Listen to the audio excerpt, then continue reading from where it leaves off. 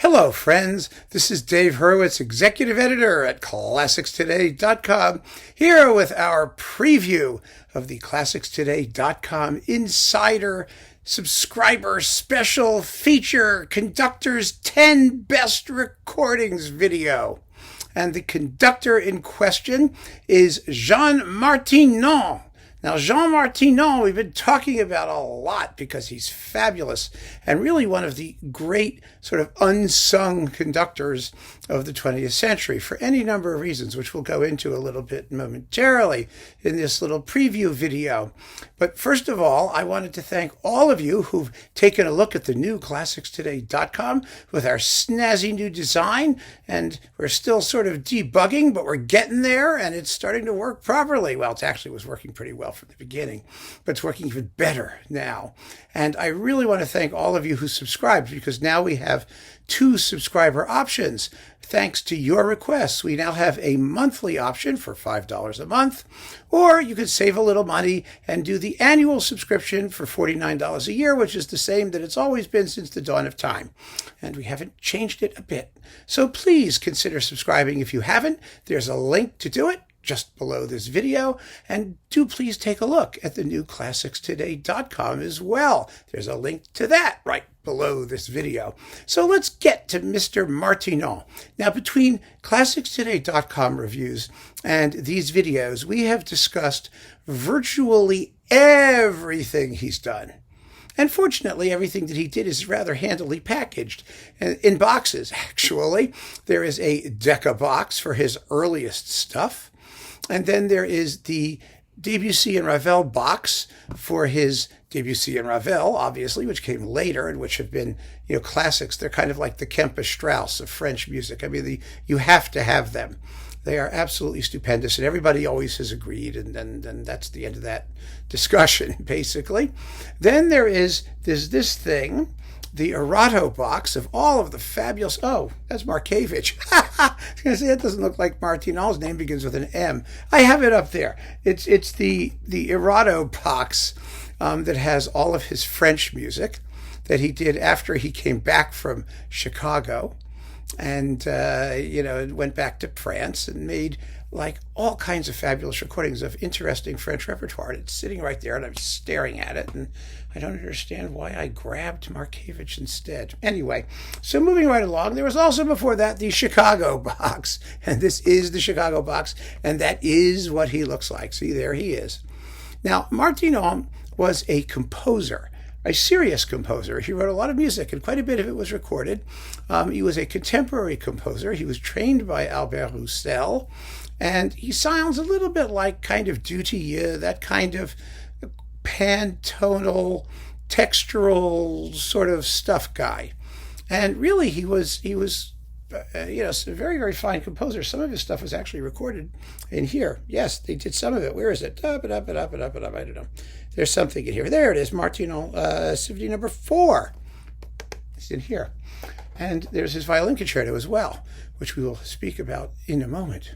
Because there are 2 other boxlets of Martinon recordings. One of them was on Philips, now Deca, which is reviewed at ClassicsToday.com. If you're an insider member, please go have a look at that review. Just do a conductor search.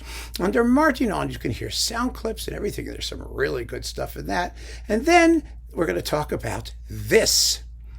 This is his complete Deutsche Grammophon recordings on 4 CDs, or recordings about him, because CD4 is kind of a bonus thing, and we'll get to that in a second. And there wasn't a lot, as you can see, 3 CDs, and they used him quite a bit as an accompanist, an accompanying conductor, and he was very, very good at that. But he conducted with a composer's sense of precision and accuracy and faithfulness to the score and all of those good qualities. He was kind of Pierre Boulez with a heart, if you can imagine such a thing. In other words, he had that kind of sensitivity to texture and love of detail, but he also conducted a far, far wider range of music than Boulez ever did. I mean, he did Nielsen after all. He did all kinds of things. So there was more to the man than just the Second Viennese School. And beyond that, he had a fascination for the French repertoire of the first half of the 20th century, which resulted in a whole series of absolutely fabulous recordings, many of which remain definitive. And if you want to find out which ones still remain definitive, again, you can check out the review on ClassicsToday.com if you're an insider subscriber. But let's talk about what's in here, and you'll see what I mean about the way he was used as sort of an all-around French guy. And he could do so much more. It's kind of a shame in a sense that he wasn't allowed to do that so much more as a generalist conductor. It might have happened in Chicago if he'd stayed longer, because he would have had to have been a bit more of a generalist conductor. And he was sort of, those recordings kind of get us there. But as it happened, he went back to France, and thank God he did all of this interesting repertoire for the errato box that's sitting over there instead of over here. And, you know, that's marvelous too. So anyway, here we have, are you ready? This is, by the way, re-released on Eloquence, Deutsche Grammophon Australian Eloquence, as a handy-dandy set, and it's terrific. So, Bizet, he was a great Bizet conductor. He did an encore. Remember when Chicago Symphony was releasing, under the genius leadership of Henry Fogel, was releasing broadcast recordings, and they had a farandole from L'Arlésienne Suite Number 2 with Martinon that is absolutely the most exciting thing you've ever heard. And his performances of it were always exciting, but this was insanely exciting. It's unbelievable. So what do we get? We get the Symphony in C. Now, he did record the Symphony in C here in the Chicago box. And let's face it, the Chicago Symphony is a bit better than the whatever the heck it was here, which isn't indicated. It would be nice if they told us. Oh, yes, the Orchestre Nationale de l'ORTF, Radio and Television Français. I mean, they were okay. They're good. They play well enough. Martinon whips them into shape. He's very good at that sort of thing. But Chicago Symphony, they weren't. But he did it more than once, and he was always great in this music. In the Symphony in C, he just had such point and elegance. It's beautiful. And then the suite from Les Jolies Filles de Perth, the Scène Bohemian Scenes, which is the suite from Les Jolies Filles de Perth. And then we've got, let's see, Jeux d'Enfants, which is, of course, just 10 minutes long and delightful.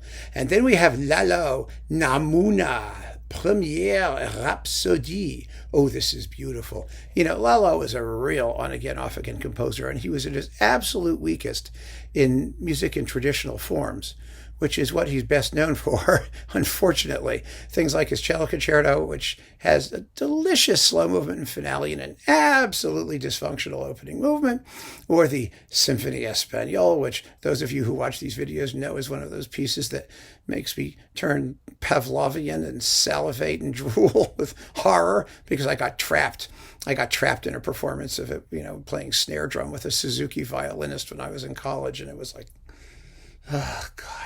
So, you know, but his ballet, Namuna, is gorgeous. Absolutely. I mean, his opera, Le Roi Dix, isn't bad either. But Namuna is really his masterpiece. If you can get the whole thing, it was recorded on Valois. Grab it. But this is 29 minutes of it, and there's all kinds of fun, colorful stuff in it. And it's beautifully played here. And then you get the Deuxième Rhapsodie as well. So that's 45 minutes of Namuna, which is basically all of Namuna. It's sort of the whole thing, maybe missing a few bits here and there. It's just great. It's one of the great undiscovered French ballets of the 19th century. No doubt about it. And then we also have Lalo's Rhapsodie Norvégienne, the Norwegian Rhapsody. Of course, everybody in France did a Scandinavian thing if they didn't do a Spanish thing, right? Well, not so many did Scandinavia. Most of them did Spain. So here we go. Or Italy, if they were in the, you know, if they won the Prix de Rome and got stuck down there in the Villa, whatever the hell it was, Villa Medici, doing, you know, their obligatory stuff that they had to do back. They did Italy things. But this is a Norway thing, and it's a very good one. So the performances are wonderful. And then here we have, of course, the Lalo Cello Concerto and the Max Bruch Kol Nidre with, Kol Nidre is wonderful, by the way, and the Cello Concerto is great once you get past the first movement. And the first movement, oh, poor Lalo. I mean, why did he even try to write things in sonata form? Some people just should not bother. Really, his idea of sonata form is like, you know, gnarly minor key melodies with loud orchestral chords between them. That was like sonata form. Anyway, So then we've got that, and that's with the L'Amoureux Orchestra, which is, of course, L'Amoureux. It's worth hearing just to hear a really great French orchestra under a really great French conductor. And then we have Saint-Saëns Cello Concerto No. 1, of course, with the same crew, because it was always coupled with the Lalo.